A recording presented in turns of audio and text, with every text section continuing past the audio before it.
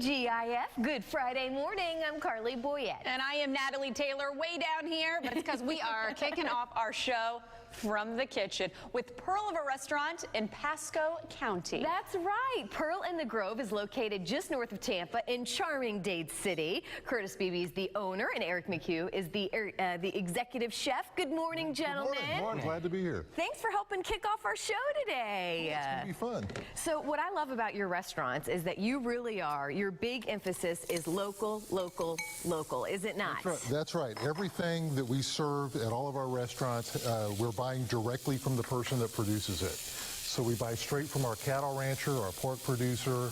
We've got aquaponic farmers that pick it and deliver it right to us the same day. And some of the stuff we're cooking today. Yeah, chef's getting right into it. Chef, what are you cooking? I'm trying to get it all in the time here. Today we're actually cooking lionfish, which is not seen a whole lot on menus around, but it's seen all over the ocean. Right now it's actually a huge invasive species that's killing the reef. So we're trying to encourage as many people to catch them and bring them to us so we can cook them as possible. That's right. It can be a little difficult to cook, right? That's why we maybe leave it to the pros. Or I don't know. Can you do this at home? It is a venomous fish. Yes.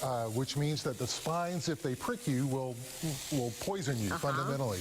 So yeah, they need to be cleaned by a professional. But you can, customers or consumers can purchase it at Whole Foods, right? Yes, absolutely. Yeah. So it is available after it's been professionally cleaned for consumers to get.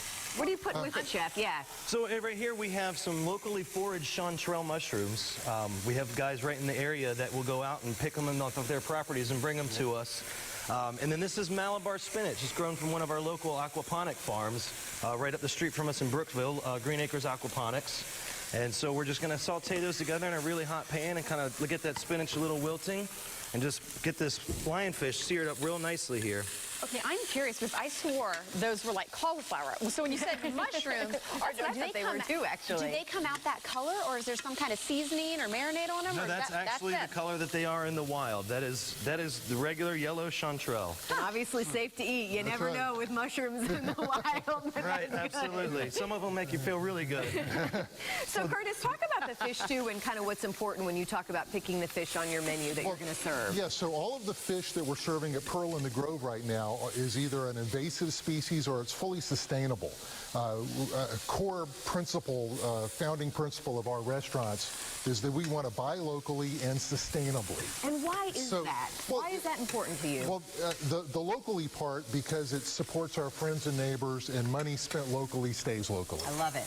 It helps us grow the community, and from a culinary standpoint, it tastes better. You know, Chef, would you agree? Absolutely. You can't get any better taste out of something that's picked 20 minutes ago and dropped off on your front porch. It just doesn't happen. That's right. What's the reaction you get from patrons with the local food and the taste? I'm assuming you get that dedicated clientele, but I'm sure they have feedback on the food as well. That's right. Well, we're coming up on our 6th anniversary at the Pearl, and we've been pretty consistently ranked as one of the top restaurants in the Bay Area. So folks are digging it. You know, folks are appreciating it. Sometimes it's a bit of an education to explain to people why you can't have certain fresh ingredients all year round. You know, we've all been... So do you change your menu then to kind of just keep with what's in season and fresh? And sometimes a farmer will bring us, you know, enough portions for 10 portions. So we'll make up 10 portions and we'll run it for the first 10 people that get out there, and then it's done. Yeah. You know, the chanterelles, we never know when they're going to come in. We have a handful of different foragers, and hey, I was out in the field today and I found 5 pounds. So then we'll put them on while we've got them.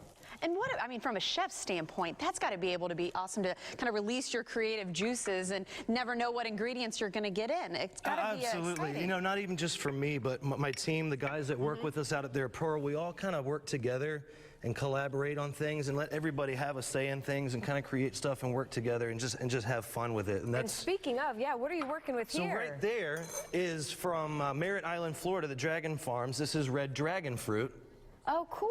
I thought that was beets. I couldn't be more wrong about this dish. Woo! It's a wonderful fruit. local dragon fruit. And this right here, we taken from the chanterelle mushrooms as we clean them up and scrape down the stems, roasted those stems, and pulsed them up into a little compound butter. Wow. A roasted chanterelle compound butter to top this dish off.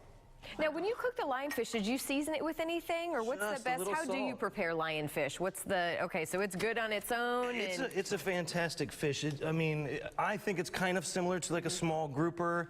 You feel that it's closer to Sheep's head, Okay. you know, which is another little small game fish around here. but it's definitely a light, flaky texture, but with a medium-bodied flavor to it. It's a delicious fish. You can prepare it a lot of the same ways you can do just about any other fish. But, you know, we simply like to, a lot of it, we do it, use the bodies to make stocks and stews out of, and we'll take the fish and sear Using it and set it everything. on Talk about top. sustainability. I love it. Yeah, right now we have a jerk lionfish stew on, and we have a gumbo that we're making with the lionfish. Hey, as we close, we're just about out of time. Talk about how wonderful Dade City is, though. Oh, And, that's you know, such we a were talking great about place, you yeah. moved out, you know, to raise your family there in Yeah. Pasco County. If people haven't been out there yet, you need to take the trip. It's a great little town, and it's an authentic, working old Florida town. Old you know, Florida. it's not a set piece. You know, the restaurant that we have downtown, Rebecca's at City Market, is in the old City Market grocery building, where when we first moved there, our kids could walk down there and buy food on account. Oh, I mean, you know, cool. that's kind of old school, old Florida stuff. It's a I great love it. community. Well, thank you both so much for coming in this morning. We're going to dive into this. We need forks, and we're going to do that in the commercial break. So, guys, thank you so much. We really do appreciate it. Thanks for having us.